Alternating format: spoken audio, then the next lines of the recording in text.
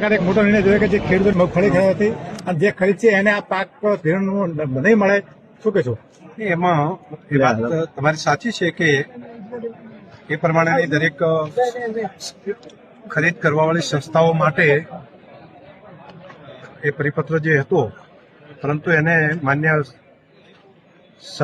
સહકાર અને કૃષિ મંત્રી શ્રી જીતુભાઈ વાઘાણીજી સાથે મારે વાત થઈ અને એમણે ગુજકો માસોલ અને બાકી સંસ્થાઓને પણ કીધું છે કે ખેતીના પાકમાં જે નુકસાન થયું એને વળતર મળે તો એ વળતર પણ મળશે અને એ જ ખેડૂતને મગફળી ખરીદવાની હોય તો એ પણ ટેકાના ભાવે ખરીદાશે. તો આ પ્રમાણનો નિર્ણય અમને કર્યો છે.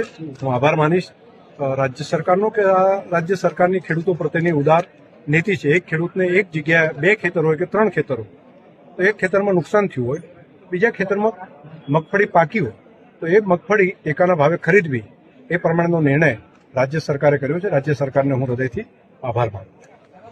ઓકે.